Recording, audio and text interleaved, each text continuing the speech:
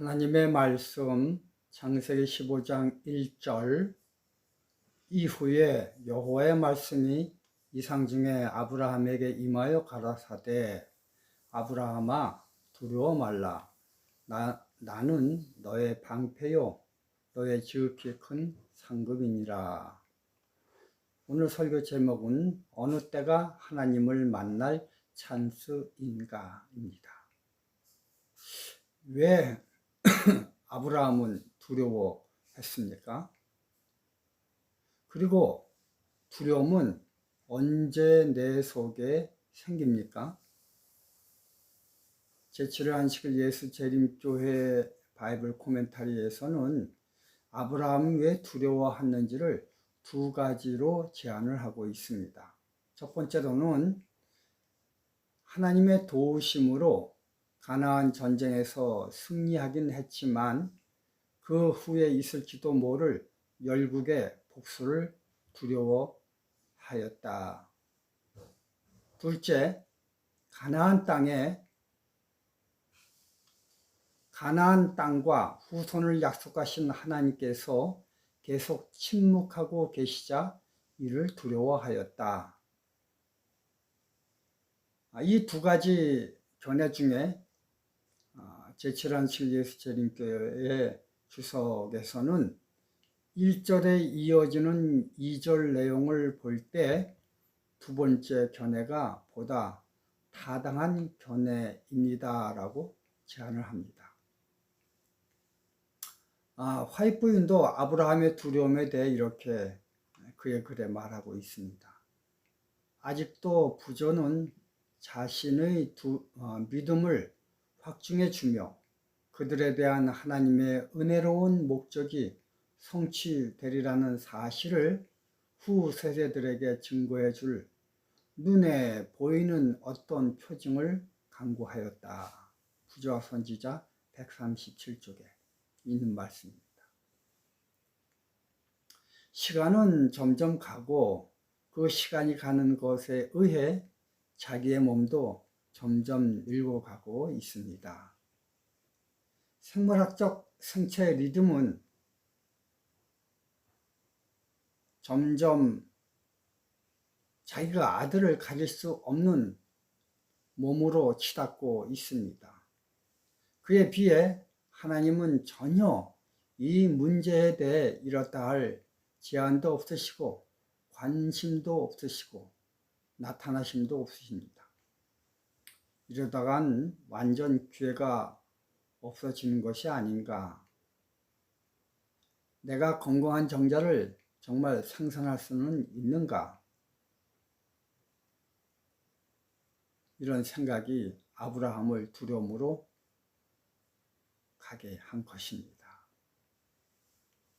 이처럼 두려움은 현실이 과학적으로 분명 불가능하다고 보여주기 때문에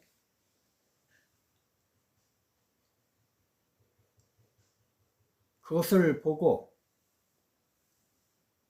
이 현실을 내가 내 힘이나 능력으로 해결할 수 없다라는 판단이 내려질 때 생기는 것입니다.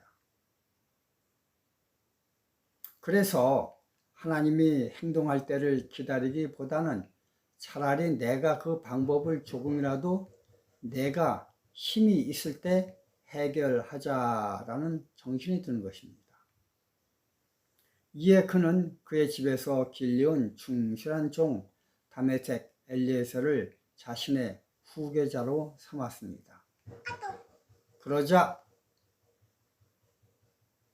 그에게 엄습한 두려움이 약간 벗어나는 것 같았습니다. 아브라함은 믿음의 조상입니다. 다시 말해서 그에게 있어서 믿음을 빼면 시체인 것입니다. 그렇다면 믿음이란 무엇입니까? 언제 믿음을 활용합니까? 인간의 힘으로는 절대 불가능한 것이지만 내가 믿는 하나님은 전지전능하시기 때문에 내 생각에 불가능이지만 하나님은 능히 하실 수 있다는 능력을 믿는 것을 가지고 믿음이라고 하는 것입니다. 그러므로 믿음은 나에게 있어서 완전 할 수 없는 상황이 닥칠 때 비로소 믿음이라는 것을 행위할 수 있는 기회가 다가오게 되는 것입니다. 내 힘으로, 내 능력으로 내가 할 수 있는 영역 안에 있는 동안에는 믿음이라는 정신적 활동을 절대 사용할 수가 없습니다. 장발장에게 있어서 빵을 훔치는 것은 그렇게 하지 않으면 굶어 죽을 것 같다는 현실의 압박 속이었기 때문이었습니다. 그런데 부자에게 있어서 빵 한 조각을 위해 목숨을 건 행동을 하는 것은 도무지 이해가 가지 않는 어리석은 행동입니다. 왜냐하면 물질적으로 풍성한 부자는 자기 힘으로 그 빵 한 조각 능히 채울 수 있는 능력이 있기 때문인 것입니다. 그러므로 역설적으로 장발장에게는 기적이 일어나는 가능성의 퍼센테이지가 높고 부자에게는 기적이 일어날 수 있는 가능성의 퍼센테이지가 훨씬 적다는 것입니다. 하나님은 모든 사람들을 이 땅에 태어날 때 똑같은 조건 하에서 출발하게 하는 상황으로 태어나게 하시지 않고 다 다른 상황으로 출발하도록 출발선을 틀리게 해서 태어나게 하셨습니다. 그래서 어떤 사람은 흙수저로, 어떤 사람은 금수저로 태어나게 했습니다. 인간의 눈으로 볼 때에는요, 금수저로 태어난 것이 인생의 어드밴테이지가 많은 행복한 사람으로 보이지만 하나님의 눈으로 볼 때는요, 흙수저로 태어난 사람보다 훨씬 기적을 맛볼 확률이 적은 불행한 사람으로 보이는 것입니다. 왜냐하면 자기의 힘으로 어려움을 헤쳐나갈 수 있는 힘이 많으면 많을수록 그만큼 반대로 하나님이 기적으로 그에게 다가갈 영역이 좁아지는 것입니다.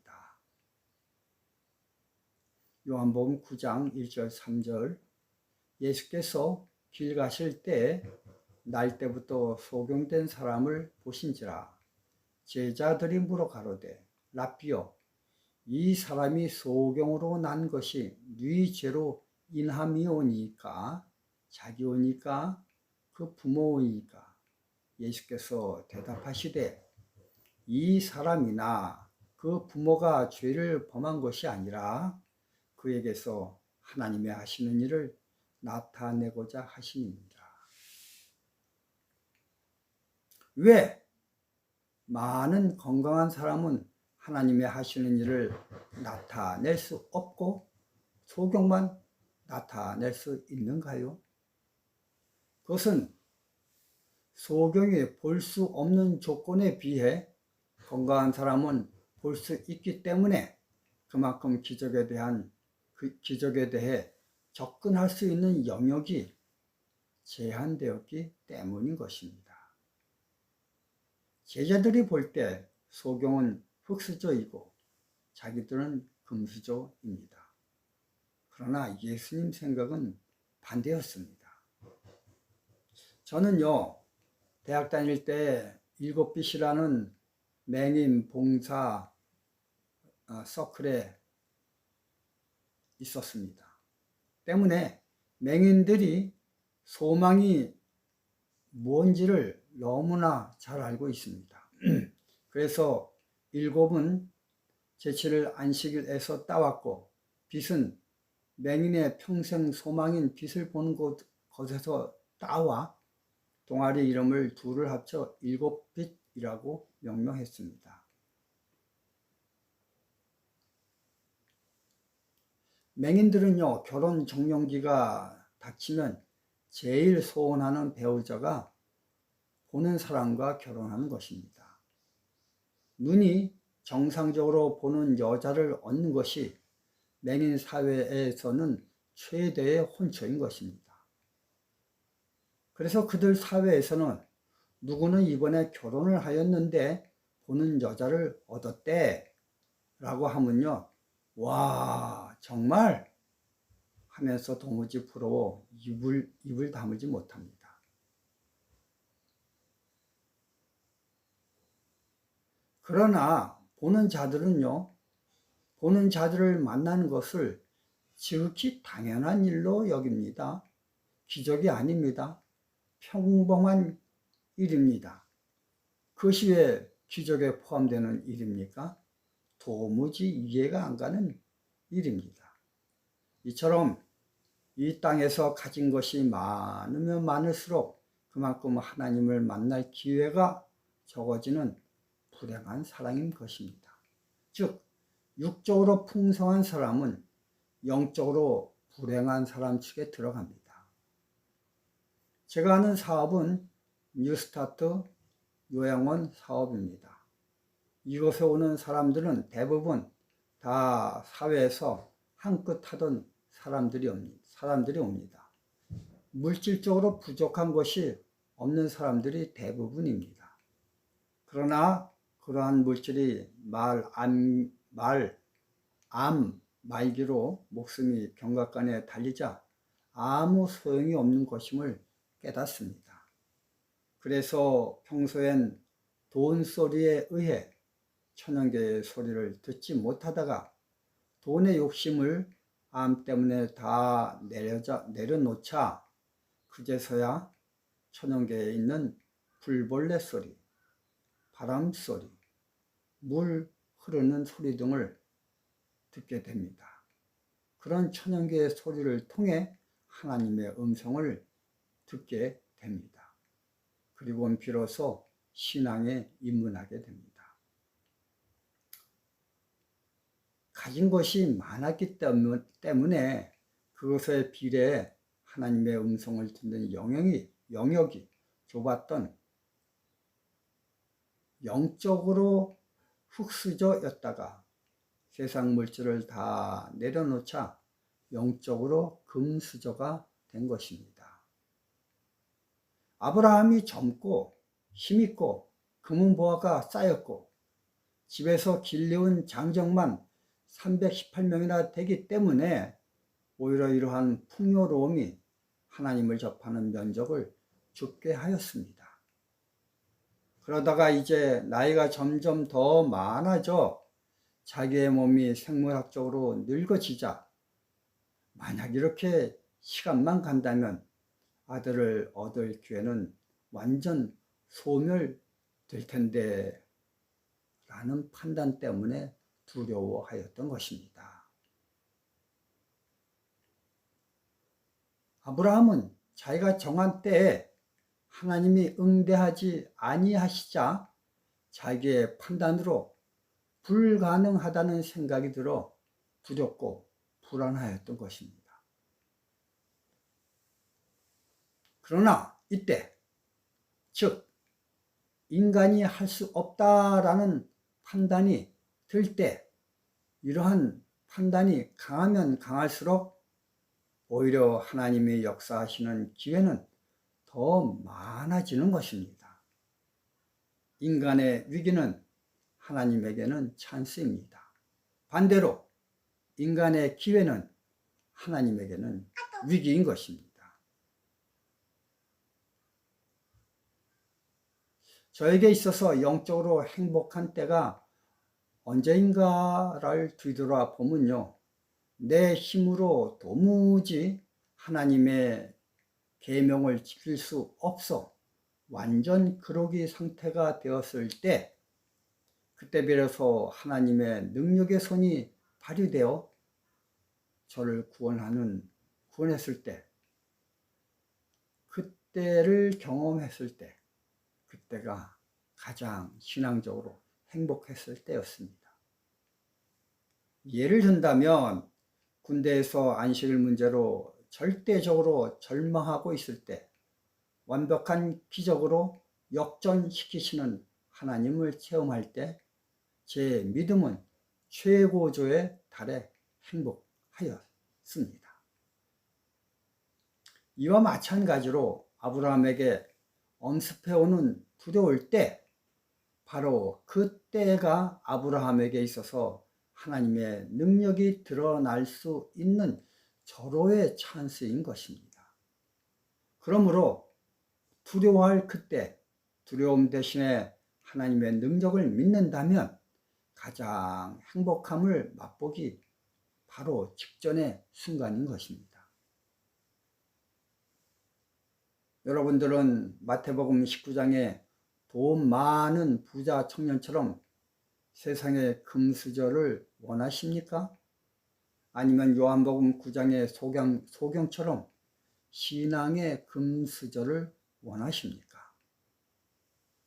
오늘 아침 기도를 하면서 여러분들은 사업이 잘 되게 해달라고 기도를 하고 계십니까? 아니면 심령이 가난하여서 천국을 볼 수 있게 기도를 하고 계시나요?